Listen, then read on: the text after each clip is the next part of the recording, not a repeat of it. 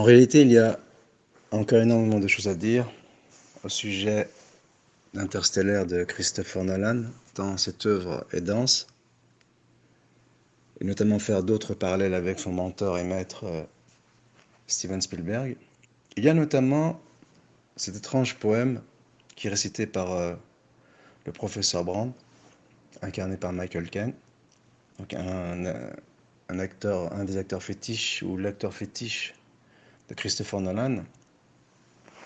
Au moment où il quitte la Terre, donc le premier élément, il récite un poème du poète gallois Dylan Thomas, tiré de son œuvre Visions et prières et autres poèmes. Donc c'est un poème certainement visionnaire, et qui nous dit: n'entre pas docilement dans cette douce nuit, le vieillage doit gronder, tempêter au déclin du jour, hurler, hurler à l'agonie de la lumière. Si le sage, sentant la fin, sait que les ténèbres sont justes, car ces mots ne sont point forgés de foudre, il n'entre pas docilement dans cette douce nuit. Hurle, hurle à l'agonie de la lumière. Eh bien, ce poème, même si il aurait été destiné au père du poète en question agonisant, il est possible qu'il cache un message ésotérique, notamment le passage de l'ère du poisson, donc de la religion, notamment du catholicisme, ou qui est symbolisé par le catholicisme, vers une ère nouvelle, l'ère des Verseaux. Ce passage a fait l'objet d'énormément de sculptures et d'œuvres artistiques dans les monuments français, à Versailles et autres. Et il est prédit pour certains en 2160, donc c'est à peu près la période où se déroule le film Interstellaire. Il te suppose aussi que, puisqu'il est dans la continuité, c'est la période d'où proviennent les messages du futur dans le dernier film Tenet, qui se lit dans les deux sens. Donc c'est intéressant, message ésotérique. Et même s'il y a une dimension artistique, eh bien, ici, il y a un thème kabbaliste selon lequel le changement d'air est comparable à l'accouchement et les douleurs et les affres de l'accouchement, et que ce passage ne se fait pas sans douleur. Bien sûr, il est basé, ce messianisme est basé, il repose sur le fameux adage, l'ordre par le chaos, qui en latin se dit ordo ad chaos, ou chao, je vais certainement mal le prononcer, et sur lequel découlent nombre de philosophies modernes, donc qui remettent en question l'ordre ancien, l'ordre platonicien, et qui se tournent vers des pensées pythagoriciennes et autres. Je reviendrai vers Pythagore. Et qui remettent en question la hiérarchie du monde, c'est-à-dire la cosmologie traditionnelle qui est basée sur une hiérarchie, sur un ordre parfait, et qui donc, par là même, remettent en question la hiérarchie terrestre, et que sont les différentes classes de la société, en annihilant toutes les classes. Donc c'est un nihilisme, sous couvert de la fraternité, de l'égalité et de la liberté. Donc c'est un thème qui est purement kabbaliste, selon lequel à à l'aune des révolutions et du sang à foison, naît un nouvel ordre sur les cendres de l'ancien monde. C'est le fameux phénix, c'est ce qu'on nous promet actuellement avec le reset. Et c'est un thème de prédilection dans les œuvres hollywoodiennes. Et ici, Nolan ne déroge pas à la règle, puisqu'il nous en fait une démonstration de la façon la plus belle. Et pour mieux nous pénétrer de la pensée de Christopher Nolan, eh bien, tournons-nous vers son maître et mentor, Spielberg, en faisant des parallèles. Déjà, dans le film Duel, qui à la base est un court-métrage et qui est considéré comme la première grande œuvre de Spielberg, puisqu'il avait déjà commencé le cinéma avant cela, de façon amateuriste, mais avec une grande maîtrise technique, malgré que les pauvres moyens qu'il avait entre les mains. Il avait à peine 18 ans, sur le thème des extraterrestres et de l'enlèvement de certains hommes ou de la disparition de certains hommes ou de certains objets par le biais d'extraterrestres. C'était un thème en vogue à l'époque, donc il le restera jusqu'à aujourd'hui, notamment à travers le triangle des Bermudes. Eh bien, le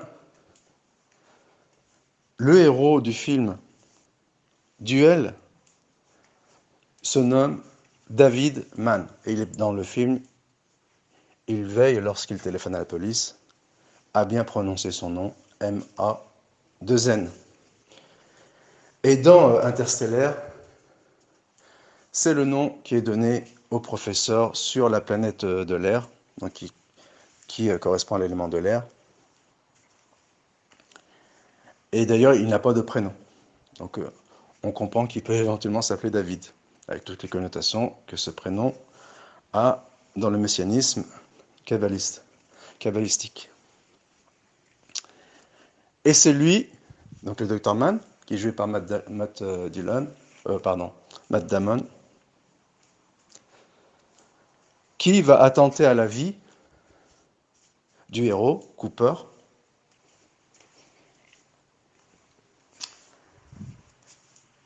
et je reviendrai sur cet événement lorsque l'on parlera d'Alice au Pays des Merveilles, étant donné qu'Interstellaire est un conte moderne qui reproduit l'histoire d'Alice au Pays des Merveilles. Parmi les points communs entre Spielberg et Nolan, donc il y a tellement de choses à dire, on va essayer de les décomposer. Il y a cette passion pour le pays de la Révolution, le pays des grands changements, le pays des droits de l'homme, la France. Peut-être qu'il y a une dimension là aussi ésotérique, notamment dans Rencontre du troisième type. Nolan appelle l'enfant qui se fera enlever par les extraterrestres, en sachant que derrière les extraterrestres, il y a en réalité les djinns, les démons. Cet enfant, ce jeune enfant, ce petit blond, s'appelle dans le film Paris. Paris, c'est éventuellement un nom propre, et éventuellement un nom propre, mais ça peut renvoyer aussi à la ville de Paris, et qui, pourquoi pas, est issu aussi d'un nom propre. Il y a plusieurs thèses sur l'origine du nom Paris, qui sera emprunté à la mythologie grecque, ça c'est le plus connu, éventuellement à la divinité Isis, ce qui était un leitmotiv dans le discours kabbalistique, notamment chez Léonard de Vinci, j'en ai déjà parlé. Et la Suisse serait issue du prénom fille d'Isis. Et d'ailleurs, l'une des organisations en Syrie, bon, après on pourrait penser que c'est farfelu, l'Isis est peut-être calqué sur le nom de cette divinité. Et Rabelais, lui, pour sa part, il opte pour Paris, signifie en vieux français me faire rire ou faire rire. Et d'ailleurs, il est intéressant de faire ce parallèle entre Spielberg qui utilise Rabelais et Nolan qui également utilise Rabelais, tout en sachant que Rabelais bien sûr est un occultiste. Et Nolan, eh bien, lui aussi, il va afficher son amour pour Paris, puisque une partie du film Interstellaire se passe à Paris.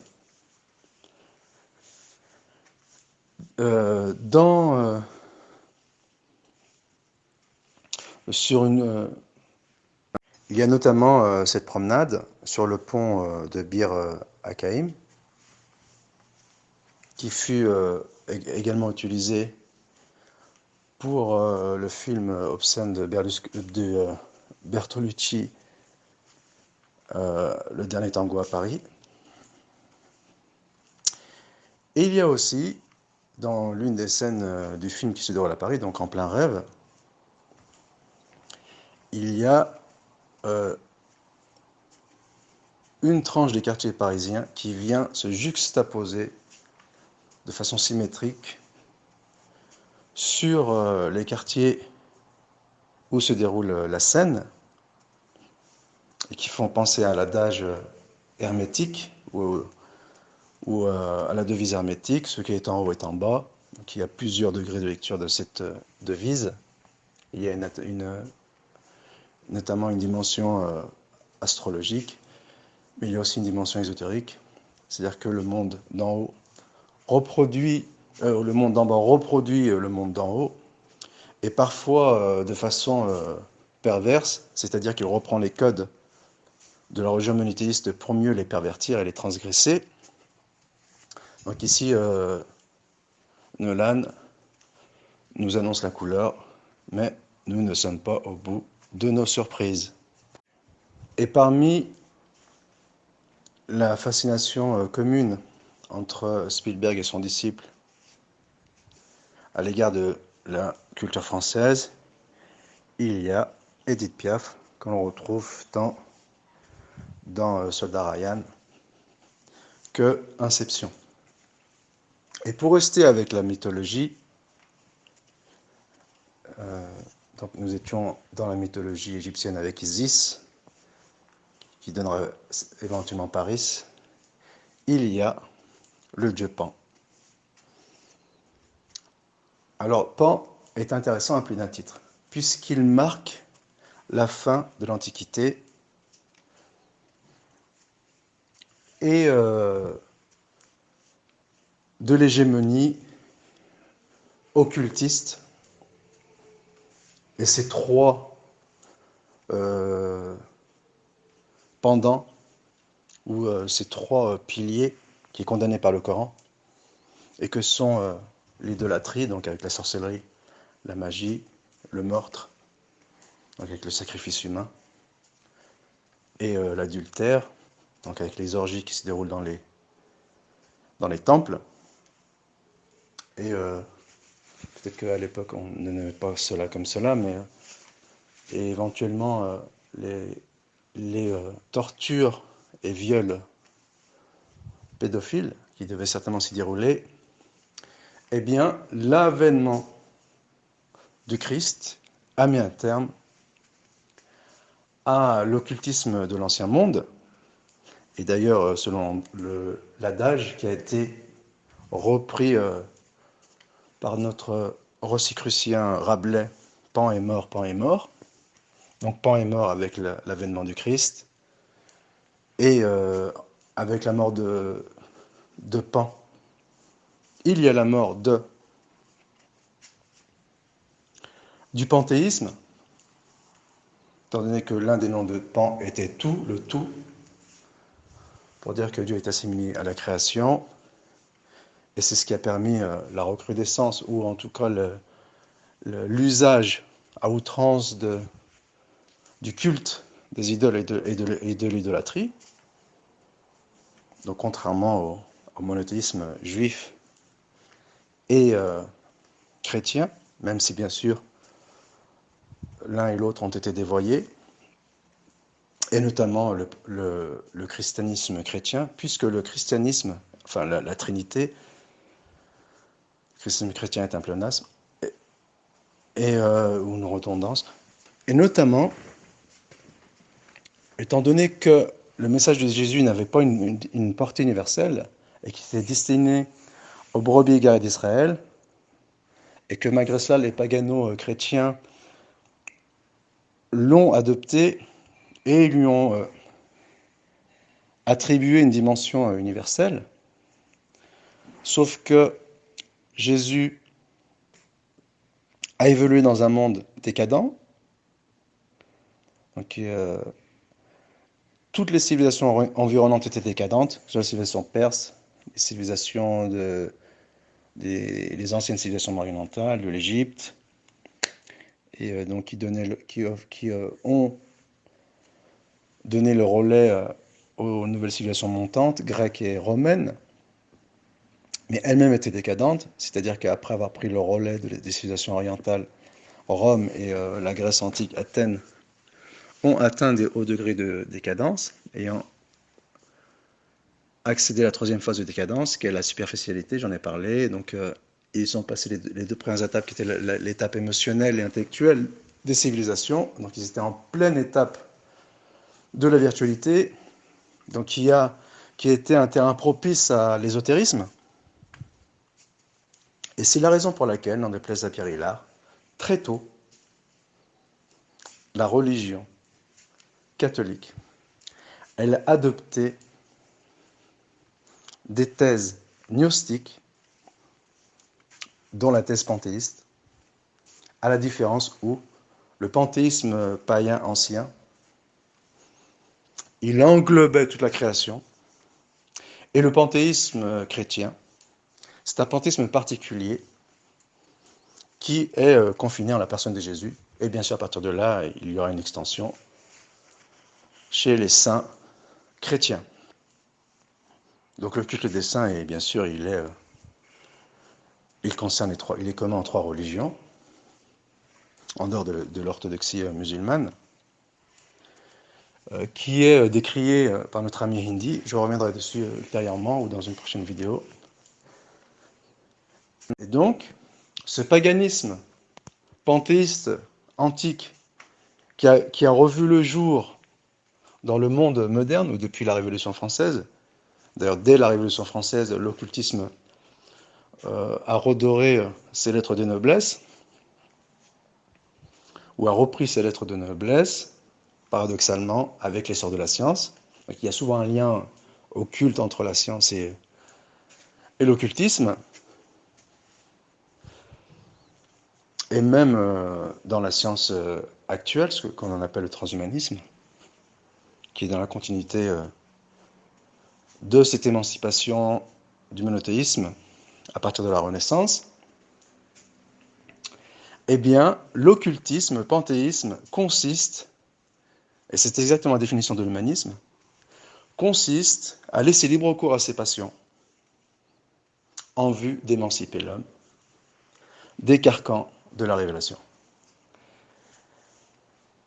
Et c'est exactement ce que prône le christianisme de façon déformée. C'est d'ailleurs la raison pour laquelle il fut un pont, et quel pont, à l'humanisme. Puisque si le panthéisme laisse libre cours aux passions, eh bien, la religion trinitaire, elle, prône l'absolution des péchés par la rédemption et la passion du Christ, et qu'il suffit de croire en l'existence du Christ et en sa passion pour être délivré et pour être délivré de l'enfer et obtenir le salut tant sur terre que dans l'au-delà.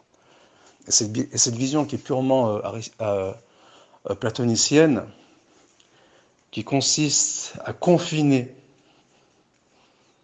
la spiritualité dans la croyance aux dépens des actes.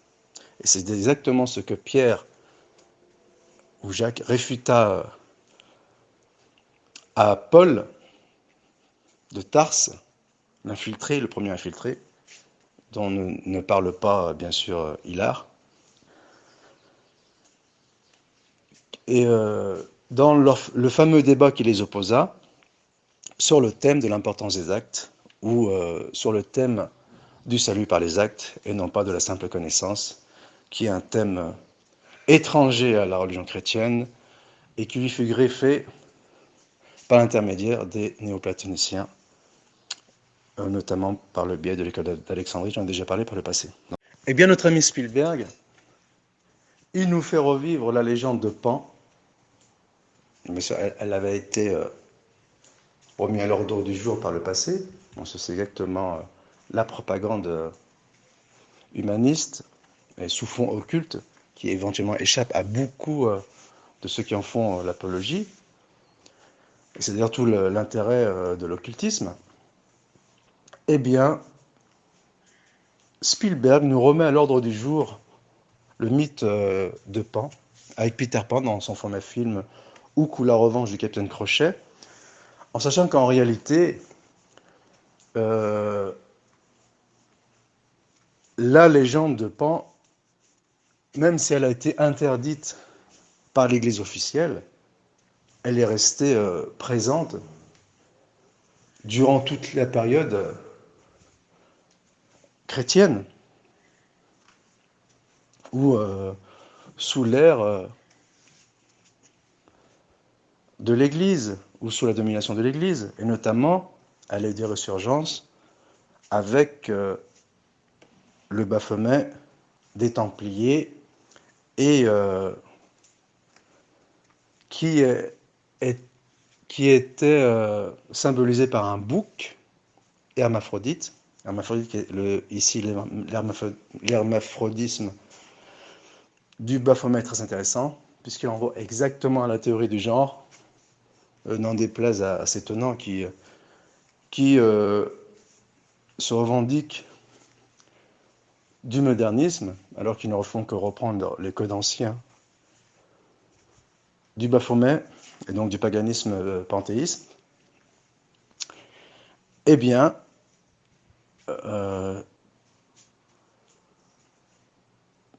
Spielberg, il contribue à nourrir la légende de Peter Pan, mais pour des raisons extrêmement funestes, notamment, si l'on revient à l'origine du terme Pan, étymologiquement, il va constituer, je ne sais pas comment l'exprimer, il va constituer des termes tels que panique. Donc l'une des qualités de Pan était de jeter la panique dans le cœur des troupes ennemies. C'est un peu ce à quoi appelle, ou ce à quoi s'exercent les propagandes de contrôle mental modernes avec les programmes de MK Ultra et de Monarch, notamment avec le tapis de bombes qui a été déversé dans un premier temps à Dresde et ensuite en Irak, afin de rendre malléable l'esprit ou les esprits de l'ennemi. Et c'est comme ça que l'on peut expliquer les scandales d'Abu Ghraib et de Guantanamo, qui en définitive n'étaient pas des scandales.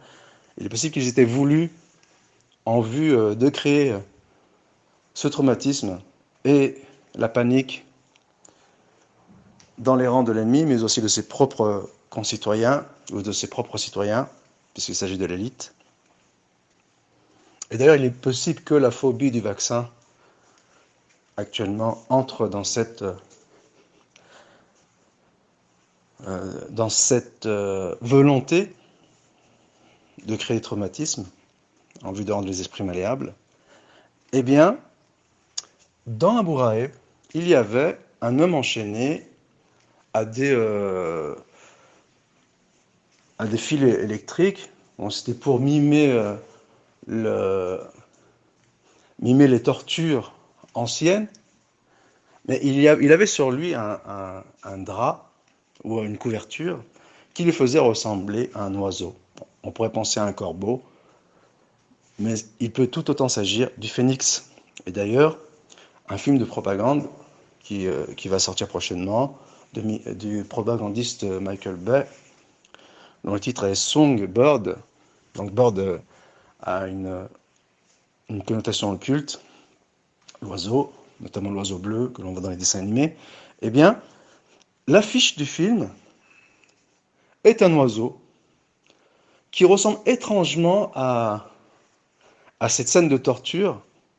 Donc il faut y voir une mise en scène plus qu'un scandale, ce qui serait des élans masochistes des geôliers américains, même si eux-mêmes peut-être ils sont victimes de leurs élites, mais il faut y voir ici un rite autour du thème du phénix, puisque l'oiseau en question sur l'affiche du film Songbird, il ressemble à un corbeau, mais ça peut tout aussi être un phénix, si on en croit au bout des ailes, qui ressemble étrangement à celle d'un phénix, et qui est sur le thème de la pandémie. Donc en vue d'alimenter, d'entretenir le traumatisme ambiant, qui est déjà suffisamment pesant, enfin qui est déjà très pesant. Donc il y a une atmosphère glauque tout au long du film, enfin en tout cas on imagine. Et dans ce film, on apprend que le virus, il subit des mutations. Donc c'est un thème sur lequel je reviendrai, les mutations de la nature pour créer des monstres. Des monstres bien sûr insensibles, et donc, qui ne sont pas forcément malveillants, ça je reviendrai aussi sur ce point. Et c'est peut-être une façon de nous dire que le confinement eh bien, n'est pas prêt d'être levé. Et pour revenir à Pan, lors de l'inauguration du pont qui relie le nord de l'Europe et l'Europe centrale, donc sous l'ère de François Hollande, il y a eu une fête païenne avec une représentation du fameux Pan et qui marque cette envie d'imposer le paganisme panthéiste à l'Europe. Et je reviendrai également sur ce point lorsque je parlerai dans une prochaine vidéo du retour du paganisme chez les suprémacistes blancs européens sous l'impulsion des mondialistes et de l'élite financière. Et donc, dans Hook ou la revanche du capitaine Crochet, donc ici il y a un terme revanche, un thème kabbalistique, il y a l'île imaginaire, thème récurrent en matière kabbalistique, mais qui malheureusement fait l'objet d'études dans les programmes MK Ultra, donc monde imaginaire, monde du rêve, et c'est aussi peut-être le monde parallèle des djinns dans lequel on rentre par le biais d'un vortex ou autre, ou comment trouver un moyen de rentrer en contact avec le monde parallèle des djinns, que l'on assimile faussement pour faire croire que le diable n'existe pas, aux extraterrestres. Dans une île imaginaire, il y a des enfants qui ont été enlevés. Et bien sûr, Peter Pan est un orphelin. Donc ici, nous sommes dans le registre classique de l'initiation ou du parcours initiatique dont j'ai parlé. Et il y a des enfants qui ont été enlevés. Donc, cela renvoie au joueur de flûte, qui est un conte allemand, qui est vraisemblablement calqué, puisque l'époque était chrétienne, à l'époque où il a été mis en place, qui a très certainement été calqué sur Pan, on dit bien la flûte de Pan, et qui parle d'enfants qui ont disparu. Et cette flûte a été reprise par l'initié Mozart et la flûte enchantée. Il a été aussi repris par l'illuminé Goethe, par les frères Grimm, donc qui ont fait les beaux jours d'Hollywood, dont les contes ont fait les beaux jours d'Hollywood. Eh bien, Spielberg, il nous montre une statue du Pan et de sa flûte, pour nous dire explicitement que l'allusion à laquelle il fait dans Indiana Jones et le Temple maudit, d'enfants disparus, eh bien ici il dit clairement que cet épisode, elle provient de la légende,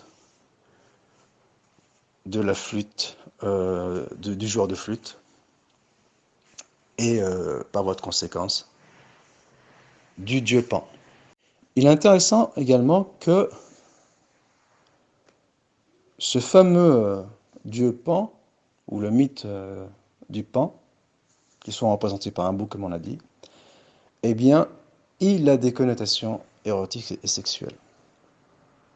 Ce qui est paradoxal pour un conte pour enfants. Et d'ailleurs, malheureusement, tous les contes pour enfants, ils seront calqués sur ce modèle de connotation sexuelle, pédophile, voire même incestueuse. Et d'ailleurs, tout le film de Spielberg, il est truffé d'allusions sexuelles, d'allusions pédérastes, incestueuses, pédophiles. Et il avait déjà fait, 4 ans plus tôt, il avait déjà fait Le Coup, donc il n'en est pas son premier larcin, dans un film qu'il a produit et qui s'appelle Les Goonies, qui est aussi un film pour enfants, et qui est truffé d'allusions pédophiles. Et d'ailleurs, on pourrait penser que c'est qu'une fois que la gloire lui est montée à la tête et qu'il a touché les hautes sphères occultes des dominants, qu'il se serait fourvoyé. Mais non, dans Duel, il y a, lors de la scène du bus pour enfants, du bus scolaire en panne, il y a malheureusement des allusions pédophiles. Et il est intéressant de faire un lien entre la possession, c'est-à-dire le contact avec le monde parallèle des démons et de Satan, et l'inceste, donc qui est une pratique de prédilection chez les kabbalistes, occultistes, et on voit ce lien si on fait un parallèle entre Spielberg et un autre initié, en la personne de Roman Polanski, qui s'est fendu d'un film en 1968, qui n'est autre que Rosemary Baby, dans lequel une femme est enceinte d'un enfant, du fils du diable, d'un enfant, donc un enfant légitime, et qui est le fils de Satan. Déjà, Rosemary Baby a été tourné dans un contexte particulier qui s'inscrit dans la période d'après-guerre, dans laquelle les Allemands, des grands scientifiques allemands, donc ce n'est pas du tout une légende, des grands scientifiques allemands ont rejoint le camp des Alliés américains, et ils leur ont mis à disposition de leurs recherches sur des cobayes humains. De toute façon, eux-mêmes reprendront également les recherches sur des cobayes humains. Et bien sûr, dans des problèmes qui seront cachés au public, sur les méthodes de contrôle mental, notamment MK Ultra, avec l'emploi de drogue, ici en l'occurrence le LSD, qui est un moyen de prédilection, ou en tout cas un moyen qui favorise la possession. Et en 1968, lors de Rosemary Baby, il y a eu mai 68, et l'année suivante, il y a eu la fameuse révolution Woodstock, faite l'amour par la guerre, qui bien sûr a été fortement influencée par la vulgarisation du LSD. Et c'est dans cette ambiance qu'a eu lieu l'assassinat de la femme ou de la compagne de Roman Polanski, Sharon Tate, dans des conditions très mystérieuses, ce qui ressemble probablement à un meurtre, un assassinat rituel, et dans lequel on suppose, et de toute façon il y a des liens, que l'influence du LSD a joué un rôle dans cet assassinat rituel. Eh bien, quelques années plus tard, en 1974, donc 6 ans plus tard, Roman Polanski nous pond son fameux Chinatown, dans lequel le héros Jack Nicholson laissera des traces indélébiles dans l'histoire du cinéma hollywoodien, puisqu'il porte un pansement au nez pendant quasiment tout le film. Eh bien, l'histoire porte, mais on ne l'apprend qu'à la fin, sur une relation incestueuse entre son père et sa fille. Donc ici, il y a un lien entre la possession, peut-être même sexuelle, et l'inceste dans les milieux kabbalistiques. Et on retrouve cette dualité funeste chez Spielberg, puisque en 1981, il produit un film, Poltergeist, pareil, et apparemment Spielberg, il en connaît un rayon dans ce domaine, dans le domaine de la possession et du contact avec le monde parallèle. Et peut-être même qu'il en connaît les formes. On le voit dans Rencontre troisième type, mais également aussi dans E.T. Eh bien, en 1985-86, donc quelques années plus tard,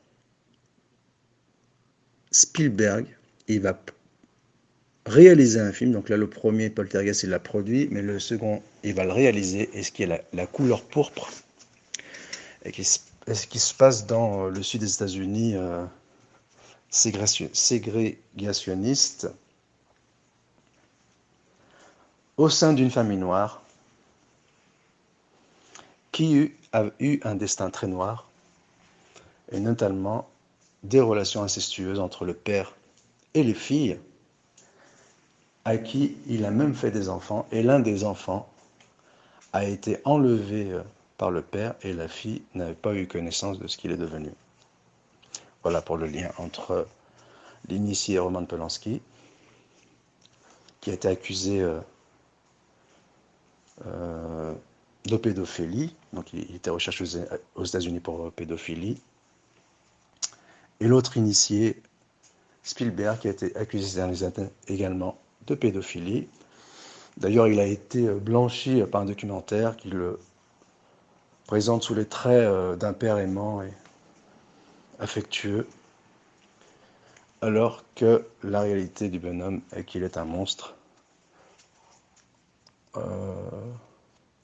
comme le démontrent ces films pour enfants, qui sont bondés d'allusions sexuelles, et notamment l'allusion à ce fameux pan. Il est intéressant que dernièrement, Spielberg, qui s'adapte aux moyens de communication modernes, donc il n'est pas uniquement dans le cinéma, eh bien il prépare une intrigante série qui sera uniquement visible la nuit, donc sur la plateforme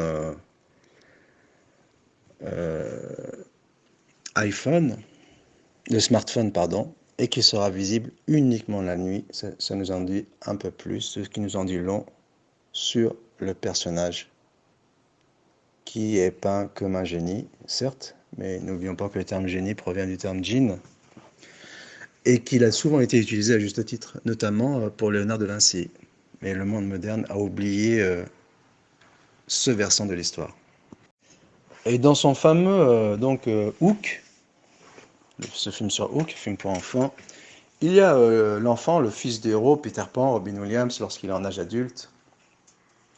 Robin Williams qui avait fait un an avant, il me semble, de tête, je dis cela de tête, le cercle des poètes disparus qui condamnait le conformisme et qui prônait la liberté. C'était un film qui est adressé à des adolescents, quitte à se rebeller contre l'autorité de leurs parents et de leur conformisme extriqué. Et donc, le fils de Robin Williams, il porte un maillot de baseball. Donc jusqu'ici, tout va bien. Jusqu'ici, ça va. Sauf que le maillot en question, il est flanqué du numéro 11. Et le numéro 11, dans la numérologie occulte, il a des connotations d'assassinat, de transgression, de dissolution. Et c'est d'ailleurs l'une des raisons pour laquelle les attentats rituels ou les assassinats rituels qui ont émaillé le XXe siècle ont souvent lieu un 11, n'en déplaise bien sûr aux anticomplotistes. Et donc pour revenir à Christopher Nolan, nous savons pourquoi il a nommé l'un de ses personnages, en sachant que ce genre de génies ne font jamais les choses au hasard. Donc c'est tout l'intérêt d'ailleurs d'étudier leur œuvre. Donc on a vu pourquoi il a nommé l'un de ses personnages Man, un autre personnage Morphy, quand on n'est pas formé sur la chose, mais on suppose que c'est la raison pour laquelle il l'a nommé. Et le héros s'appelle Cooper, c'est son nom de famille, on l'appelle Cooper. Et on se demande pourquoi on l'appelle Cooper. Eh bien, il est possible de trouver l'origine de ce nom chez un auteur spécialiste de la Kabbale qui s'appelle Moshe Idel. Pourquoi ai-je fait ce lien? Eh bien, quelle est la raison qui ont poussé à faire ce lien?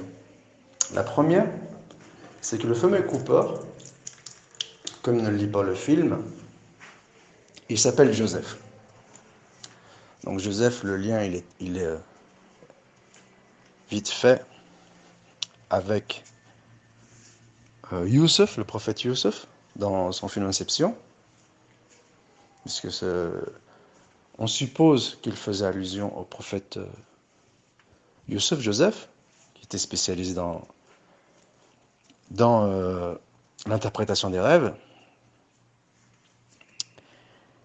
et que ce fameux Moshe Idel, eh bien, il a écrit un livre sur l'interprétation du rêve dans le monde de la Kabbale. Le livre s'appelle Les Kabbalistes de la nuit. Et il ramène plusieurs techniques pour recevoir cette illumination au cours de la nuit.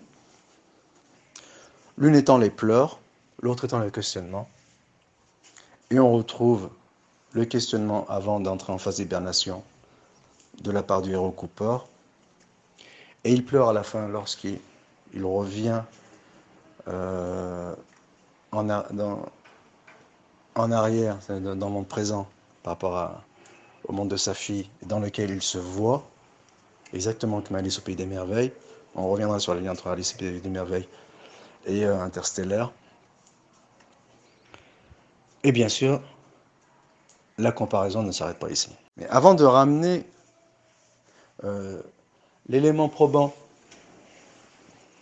qui ferait de Moshe Idel, la raison pour laquelle le héros fut nommé Cooper, c'est que ce fameux Moshe Idel, il s'oppose au grand spécialiste de la Kabbale, qui n'est autre que Gershom Scholem, pour lequel la Kabbale est une dérive du judaïsme et qui est donc étrangère au judaïsme. Et en cela, il a entièrement raison. N'en déplaise bien sûr aux complotistes qui, en réalité, contrairement à ce que j'ai pensé pendant longtemps, même s'ils se basent sur des faits factuels, il y a ces dimensions antisémites chez eux. Je vais en parler à l'avenir, notamment à propos de Laurent Guyeno. Il y a ces dimensions antisémites, notamment lorsqu'ils attribuent toutes les dérives juives kabbalistes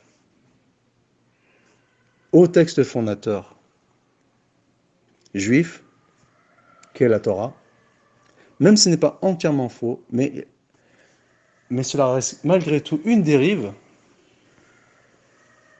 de la révélation, et c'est exactement, et il s'est produit exactement ce phénomène dans la religion musulmane.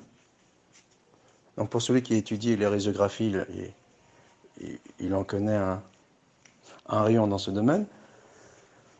Et c'était aussi ce qui arrivait à la religion chrétienne, n'en déplaise à Pierre Hillard, même si selon lui ce sont des hérésies donc étrangères à la religion chrétienne, mais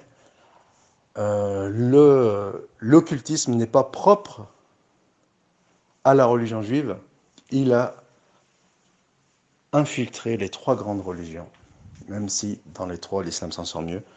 Ça aussi je vais le développer dans une prochaine vidéo. Et donc, l'intérêt de citer ou de faire allusion à Moshe Idel, c'est qu'il impute la Kabbale au fondement même du judaïsme. Donc apparemment à la grande joie de Christopher Nolan, et c'est la raison pour laquelle, pour lui rendre hommage, eh bien, il nomme la station où seront sauvées l'humanité, il la nomme Station Cooper. D'ailleurs, le héros naïf croit qu'elle a été nommée en son nom. Alors, les personnes autour de lui, il y a une femme et un homme qui sont d'origine blanche, ça c'est important, j'en ai parlé par le passé. Ils lui font comprendre que ce n'est pas en son nom que fut baptisée cette station. Donc on comprend qu'éventuellement elle fut baptisée au nom de la fille, mais bien sûr il passait maître dans l'art de la tchoupa, notre ami Christopher Nolan. Non, c'est pour Moshe Idel. Pourquoi Moshe Idel? Parce que Moshe Idel, il a un pseudonyme. Et quel est ce pseudonyme? Le pseudonyme de ce professeur à l'université hébraïque de Jérusalem, qui est né en Roumanie et qui vit actuellement en Israël depuis 1963, donc il est professeur de la pensée juive, notamment la Kabbale, eh bien c'est qu'il a un pseudonyme et un surnom, et qui n'est autre que Max Cooper.